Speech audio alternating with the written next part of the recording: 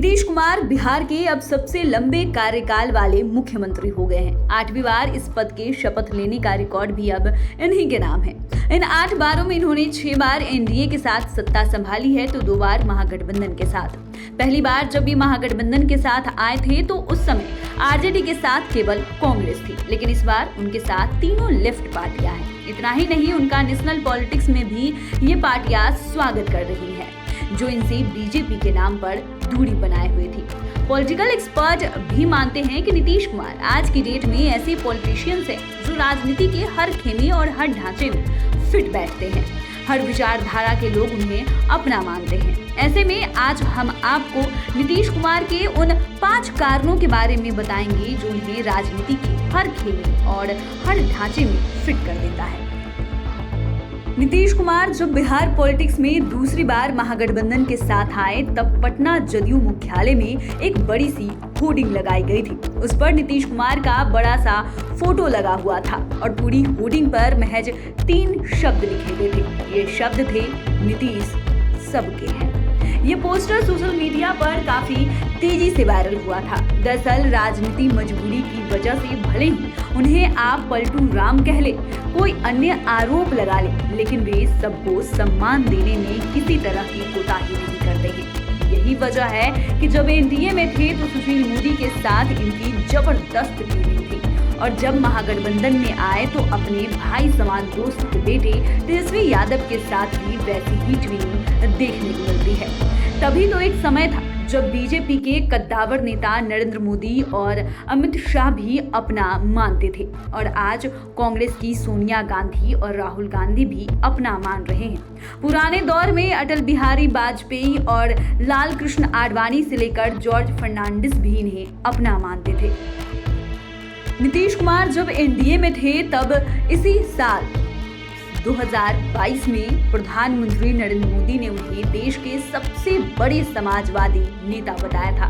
उन्होंने कहा था कि नीतीश बाबू लोहिया के बाद सबसे बड़े समाजवादी है और जब नीतीश कुमार महागठबंधन के हिस्सा हो गए हैं तो तेजस्वी यादव ने भी कहा है कि इनके जैसा कोई भी समाजवादी नहीं। दरअसल नीतीश कुमार एक बार फिर महागठबंधन के साथ है और इस बार गठबंधन में आरजेडी के साथ ही कांग्रेस और वामपंथी दलों समेत कुल 7 पार्टियां शामिल हैं। ऐसे में लोग सवाल करते हैं कि नीतीश कुमार में ऐसा क्या है कि वे सियासत के हर खेमे और हर विचारधारा में फिट हो जाते हैं। कल तक दक्षिणपंथी उन्हें अपना मान रहे थे तो आज उन्हें वामपंथी अपना मान रहे हैं। दोनों की विचारधाराएं एक दूसरे से बिल्कुल उलट है, लेकिन नीतीश कुमार दोनों ही खेमों में फिट और हिट भी हैं।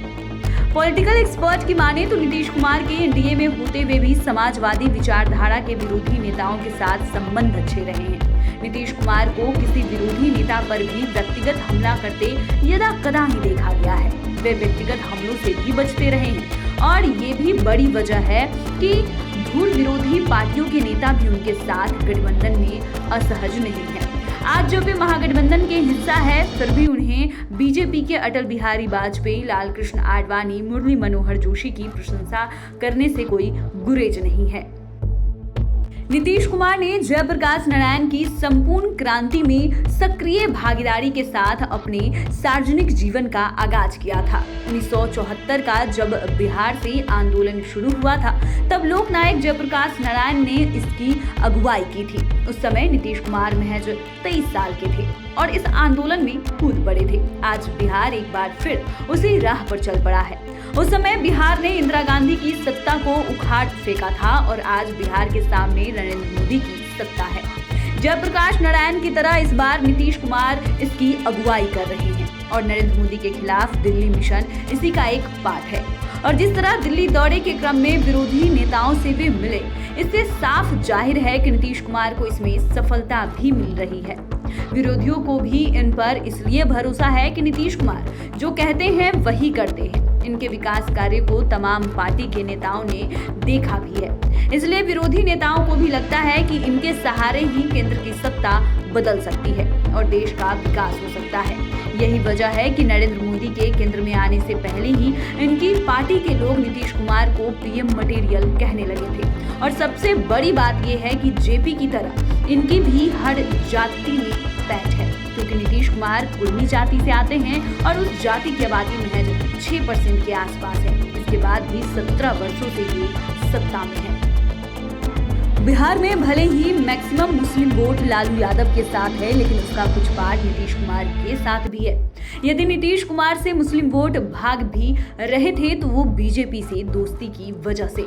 इसके बाद भी वे और उनकी पार्टी जदयू मुस्लिमों की सुरक्षा व उनके हित में खड़ी रहती है। यही वजह है कि एनडीए में रहने के बाद भी उनका मुस्लिम वोटरों के बीच अच्छा आधार है। नीतीश कुमार बीजेपी के साथ गठबंधन सरकार चलाते हुए भी अल्पसंख्यकों से जुड़े कई मसलों पर भी अपने ही गठबंधन भागीदार के विपरीत खड़े नजर आए हैं और अब महागठबंधन में आने के बाद बिहार के साथ ही देश के सभी मुस्लिम वोटर उन्हें अपना नेता मानने लगे हैं, जिससे नीतीश कुमार मुस्लिम खेमे में भी फिट हो जा रहे हैं। इतना ही नहीं, वे इनकी चाणक्य नीति के दीवाने हैं, क्योंकि इनकी चाणक्य नीति के आगे न तो लालू यादव की चलती है और न ही देश के दिग्गज नेताओं में शामिल नरेंद्र मोदी और अमित शाह की चलती है। बिहार में 2005 से नीतीश कुमार लगातार सत्ता में हैं और 3 दफे पलटी भी मारे, लेकिन आज भी सत्ता इन्हीं के हाथ में है। अपनी चाणक्य नीति की वजह से ही 8 बार में 2 बार महागठबंधन के बैनर तले मुख्यमंत्री की कुर्सी पर आए तो 6 बार एनडीए के सीएम रहे। महागठबंधन में आने के बाद इन्होंने कहा भी था कि मेरी वजह से बीजेपी को मुस्लिमों के वोट भी मिल रहे थे। इस लिस्ट में पहले नंबर पर है नीतीश कुमार की बेदाग छवि और नो भ्रष्टाचार। ये पिछले 17 वर्षों से बिहार की कुर्सी पर काबिज है। बीच में कुछ दिनों के लिए सीएम की कुर्सी पर जीतन राम मांझी बैठे थे। इनकी सियासत जनता दल की धूरी के इर्द गिर्द ही घूमती रही। इससे पहले नीतीश कुमार एनडीए के बैनर तले केंद्र की सत्ता में रहे। इनकी पार्टी जनता दल यूनाइटेड का भारतीय जनता पार्टी के साथ लंबे समय तक गठबंधन रहा। फिर भी दूसरे दलों के समाजवादी विचारधारा वाले नेताओं के साथ इनके संबंध मधुर बने रहे। इसके बाद भी न तो इनकी छवि पर कोई दाग लगा और न ही कोई पार्टी इन पर व्यक्तिगत रूप से भ्रष्टाचार का ही आरोप लगा सकी। दरअसल नीतीश कुमार सौम्य बेदाग छवि के नेता है और ये छवि अलग अलग दलों के साथ जदयू की गठबंधन यात्रा में इनकी बड़ी ताकत रही है। यही वजह रही है कि नरेंद्र मोदी और बीजेपी के खिलाफ जब ये दिल्ली मिशन पर निकले तो हर दल ने इनका जोरदार ढंग से स्वागत किया। इतना ही नहीं, स्वच्छ छवि के नीतीश कुमार की गिनती कुशल प्रशासक के रूप में भी होती है। इन्हें बिहार का सुशासन बाबू भी कहा जाता है। पॉलिटिकल एक्सपर्ट भी कहते हैं कि नीतीश कुमार पिछले 17 साल से बिहार की सत्ता के शीर्ष पर है, लेकिन इनके दामन पर कोई दाग नहीं है। और ये भी एक बड़ी वजह है कि जिससे ये हर दल, हर खेमे और हर विचारधारा के साथ फिट हो जाते हैं बिना किसी को असहज किए हुए। तो फिलहाल के लिए लाइव सिटीज में इतना ही। अगर आपने अभी तक चैनल को सब्सक्राइब नहीं किया है तो सब्सक्राइब कर लें। फेसबुक पेज को लाइक करना ना भूलें। वीडियो देखने के लिए आपका धन्यवाद।